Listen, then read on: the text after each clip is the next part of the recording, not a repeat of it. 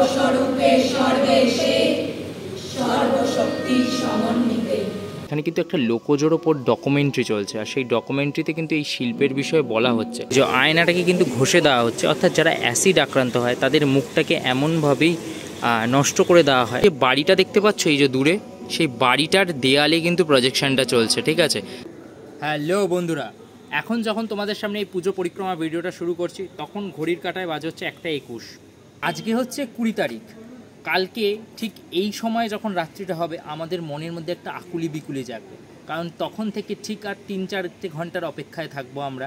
এখন যে সময় দাঁড়িয়ে আছি আমরা শুনবো হচ্ছে আশ্বিনের শারদ প্রাতে বেজে উঠেছে আলোকবর্ণী। মহালয়ার ঠিক 1 রাত আগে আমরা দাঁড়িয়ে রয়েছি দক্ষিণদারি ইউথসে, যেখানে এলে তোমরা দুর্গা জাগরণের সাথে কিন্তু নারী জাগরণের কথাও শুনবে। শুধু দক্ষিণদারি ইউথ নয়, এই ভিডিওতে থাকবে হিন্দুস্তান পার্ক সার্বজনীন, তাই পুরো ভিডিওটা স্কিপ না করে আমাদের সঙ্গে থাকো। এই মুহূর্তে রাত 1টা বাজে, দাঁড়িয়ে আছি দক্ষিণদারি ইউথসে 25তম বর্ষে ওদের ভাবনা দহন। ভাবনায় শিল্পী অনির্বাণ দাস, দহন অর্থাৎ নারীর দহন। এই যে বিশাল বড় একটা স্টেডিয়ামের মতো একটা মণ্ডপ ভেতরে অপেক্ষা করছে, আর বাইরে যেটা রয়েছে সেটা হচ্ছে হাজার হাজার নারীর প্রতিবাদের সুর। কারণ দহন বলতে আজকের দিনে দাঁড়িয়েও আমাদের দেশে যেভাবে নারীরা অ্যাসিড আক্রান্ত হয় সেই বিষয়টি কিন্তু এই মণ্ডপে ফুটে উঠেছে। এই হচ্ছে কিন্তু বিশাল বড় একটা মণ্ডপ। বেসিক্যালি এই মণ্ডপটা কিন্তু আমরা প্রিপারেশনের সময় এসেছিলাম, তখন কিন্তু অনেকটাই কাজ এগিয়েছিল এবং একটা স্টেডিয়ামের মতো অংশ জুড়ে এই মণ্ডপটা রয়েছে। চলো একটা একটা করে অংশ তোমাদের সামনে তুলে ধরি। প্রচুর আয়না রয়েছে এবং আয়নাগুলোকে ঘষে দেওয়া হয়েছে, মানে দেখতে পাচ্ছ। আমি একটা একদম আয়নার সামনে যাব তোমাদেরকে দেখানোর জন্য। এই যে আয়নাটাকে কিন্তু ঘষে দেওয়া হচ্ছে, অর্থাৎ যারা অ্যাসিড আক্রান্ত হয় তাদের মুখটাকে এমনভাবেই নষ্ট করে দেওয়া হয়, ঠিক সেটার প্রতীকী হিসাবে কিন্তু আয়নাগুলোকে এখানে ঘষে দেওয়া হয়েছে আর কি। উপরটা জাস্ট দুর্দান্ত লাগছে, দুর্দান্ত। অনির্বাণদার কাজ সবসময় অভূতপূর্ব লাগে আমার। হ্যাঁ, প্রতিমাটায় যাব, প্রতিমাটা একটা বিশেষত্ব আছে, বাট তার আগে এই অংশটাও তোমাদের সাথে ভাগ করে নিই।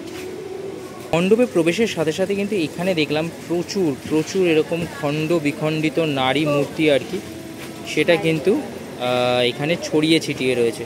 বিষয়টা কিন্তু গায়ে কাটা দেওয়ার মতো। এখানে একজন আমি দেখতে পাচ্ছি, তিনি কিন্তু ওই মানে আঠা দিয়ে কিন্তু ওই ভাঙা মূর্তিগুলোকে আর কি জুড়ছেন, অর্থাৎ এবং জুড়ে কি করছেন না, ওই জুড়ে তারপর কিন্তু সেই জোড়া জায়গাগুলোতে রং করার চেষ্টা করছেন। অর্থাৎ একটি মেয়ে যে অ্যাসিড আক্রান্ত হয় সে কিন্তু ঠিক এইভাবেই খণ্ড বিখণ্ড হয়ে যায়, তারপর তাকে হয়তো জোড়া যায়, তাকে হয়তো ওইভাবে রং করা যায়, কিন্তু তাকে কি সত্যি আগের অবস্থায় ফিরিয়ে দেওয়া যায়? Just look at this zone. এই জোনটা কিন্তু পুরো একটা অন্ধকার স্টেডিয়ামের ন্যায় কিন্তু রয়েছে আর কি। প্রত্যেকটা জোনে এরকম ধরনের বিভিন্ন প্রতিলিপি রয়েছে, মুখমণ্ডল রয়েছে, যেগুলো কিন্তু বেশ অন্যরকম আর কি, পুরো একটা ভাইব দিচ্ছে এই জায়গাটায়। প্রত্যেকটা দরজার ভেতর থেকে কিন্তু একটা লাইভ পারফরমেন্সেস হওয়ার কথা রয়েছে।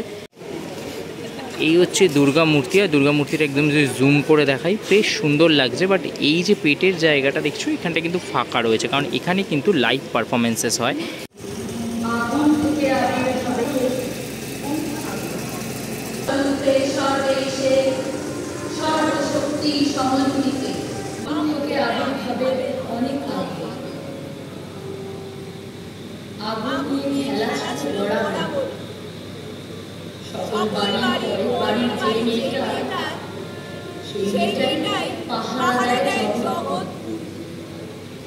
যে মেয়েটা ভেবেছিল যে মেয়েটা ভেবেছিল আমি কেন, যে মেয়েটা এখন জানে এমন গল্প অনেক মেয়ে। তাকিয়ে দেখো, আমি তো সে সর্বস্বরূপে সর্বেশে সর্বশক্তি সমন্বিতে। রাত এখন অলমোস্ট 3টে বাজে, দাঁড়িয়ে আছে কিন্তু হিন্দুস্তান পার্ক সার্বজনীনে একদম সামনে। হ্যাঁ, ফাঁকা রাস্তায় কলকাতার পুজো দেখার একটা যে আলাদা অনুভূতি, রাত জেগে বেশ অন্যরকম ব্যাপার, অন্যরকম এক্সপিরিয়েন্স। বাট আমি বলবো যে অনেকে ভাবতে পারো যে গাড়ি ঘোড়া অ্যাভেলেবেল আছে কি নেই বা ইত্যাদি, তো আমি বলবো যে পারফেক্টলি অ্যাভেলেবেল আছে। আমরা খুব সুন্দরভাবে ঘুরছি, কোনো রকম সমস্যা ছাড়া ঘুরেছি এখনো অবধি, কোনো রকম সমস্যা ফেস করিনি। হ্যাঁ, মানে ক্যাবও পাচ্ছি, তার সাথে অটো সার্ভিসও চালু রয়েছে, ফুল মানে একদম হোল নাইট। একদম হোল নাইট কভার করার মতো। আর পুজোর সময় তোমরা যারা দেখবে তারা তো জানোই এগুলো পাবেই, মানে দ্যাটস ওয়াই মানে দুর্গাপুজোর সময় কলকাতা খুব ভালো একটা মানে সিস্টেমের মধ্যে দিয়ে যায় আর কি। হিন্দুস্তান পার্ক সার্বজনীন ওদের এই বছরের ভাবনার লোকজ শুভময় মলয়দার হাত ধরে সেজে উঠছে 95তম বর্ষে। লোকজোতে প্রবেশ করার আগে তোমাদের বলে দিই, সর্বসাধারণের জন্য কিন্তু এই পুজো 25শে সেপ্টেম্বর থেকে খুলবে। 18ই সেপ্টেম্বর থেকে 22শে সেপ্টেম্বর শুধুমাত্র কিন্তু কার্ড হোল্ডার্স যারা রয়েছে মাসাটের তাদের জন্য কিন্তু এই মণ্ডপ খুলছে। এবার ভেতরে আস্তে আস্তে যাবো, শ্রেয়া অলরেডি পৌঁছে গেছে, মানে ঢুকে গেছে ভেতরে। লোকজ শিল্প, সেই লোকজ শিল্পকে ওরা তুলে ধরেছে যেগুলো আমাদের মধ্যে থেকে আস্তে আস্তে হারিয়ে যাচ্ছে। এইখানে কিন্তু একটা খুব সুন্দর জোন ক্রিয়েট করেছে যেখানে কিন্তু এই ধরনের বিভিন্ন লোকজ যে শৈল্পিক জিনিসপত্র সেগুলোকে কিন্তু রাখা রয়েছে। এই অংশগুলোতেও তোমরা সেগুলোই দেখতে পাচ্ছ। আর একটা ইন্টারেস্টিং জিনিস তোমাদের দেখাই, এইখান থেকে কিন্তু একটা ওপরে ওঠার একটা জোন রয়েছে।